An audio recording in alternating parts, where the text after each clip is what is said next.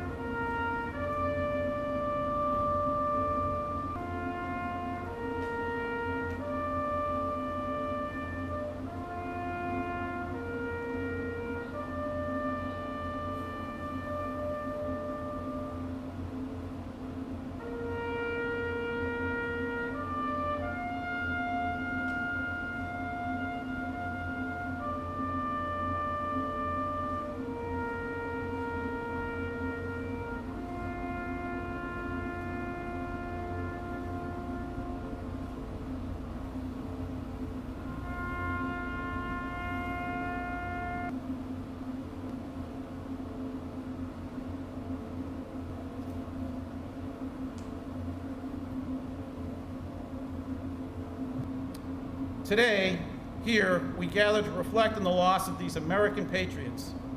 As Admiral Haney said, they were not just sailors, soldiers, Marines, or Coast Guardmen. They were sons, brothers, husbands, and fathers, young men, representing the diverse culture of our nation.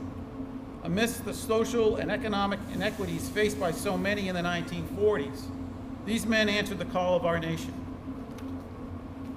Today, here, we see strong symbols that help us reflect on our shared values and heritage. These flags behind me represent the services that bonded together to defeat fascism in World War II, the same services that bond together to defend freedom today. These warfighters who are participating in the floral tribute are youngest soldier, Marine, sailor, airman, and Coast Guardsmen. Remind us of the young people, many still teenagers, who fought and died in the Pacific War. Those of us in uniform understand and accept the risks associated with our profession, risks that are compounded infinitely in time of war, when vigilance and readiness are our best friends, and the chaos and confusion are always close at hand. Here's how Dr. Charles C. Cole, an independent scholar, described the scene and what happened next. And I quote, "On Sunday, 21 May, the LSTs were combat loaded with equipment and Marines preparing for Operation Forager, while the Army personnel and stevedores were loading 3,000 tons of ammunition from the depot and the ammunition ship SS Joseph B. Francis using small craft and lighters. The LSTs carried a crew of 119 men and 200 Marines. Trucks, jeeps, weapons carriers were carried on the main decks, all of which were loaded with ammunition. Mortar rounds from the gunboat LCTs were being loaded or offloaded. Each LST also carried up to 155-gallon drums of high-octane aviation gasoline on the forecastle, or the bow of the ship, and each had its own magazine and fuel capacity of 200,000 gallons. Drums of lubricating oil, fog oil smoke pots, and floats were carried on the fantail. Some drums were partially filled or empty, being used to fuel the LSTs and the LCTs. Some personnel were using small tins of gasoline to clean their weapons. Shortly after 1500 hours, or 3 p.m., the munition handlers were on a break. At 15:08, or 3:08 p.m., disaster struck at Tier 8. An explosion engulfed LST 353, apparently originating from the bow of LCT 936.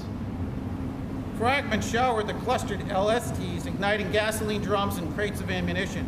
Flaming debris and shrapnel went in all directions. Historian Samuel Eliot Morrison, who was assigned to account for the number of dead and missing, said LST-353 burst into flame and exploded with a roar that could be heard all over Oahu and far out to sea. This triggered fires on the other LSTs. Quoting Morrison, only by heroic firefighting and towing clear of wooden ammunition barges by harbor tugs and other small craft was a major disaster to the entire base averted. When the explosion ended and the infernos finally subsided, the damage was reviewed and estimated, only estimated, mind you, 163 men had lost their lives and 396 were wounded. Of the 29 LSTs in the loch, 6 were sunk and several more received varying degrees of damage. Though the incident could have caused a significant delay in the upcoming invasion of Saipan, those who served at West Loch and Pearl Harbor showed remarkable resilience. I thought it was pretty cool. At first I was a little nervous and I didn't really understand what it was about, but once I found out the entirety of it, I was pretty excited because I thought it was a pretty prestigious thing to do. So, very important because I think if we didn't do these, people would forget. Not necessarily forget, but not remember as much. I think that we need to keep these things in mind. We need to remember what has happened in the past to keep us from these things happening in the future. When the ceremony happens and everyone's standing down there and everyone's speaking, it really does speak to your heart. When you're getting it all ready, it doesn't seem, you don't really know what's going on, but once they're down there and they're speaking to you about what actually happened, and you can just feel it in your heart, you can just feel like you can feel how horrible it was, what had happened,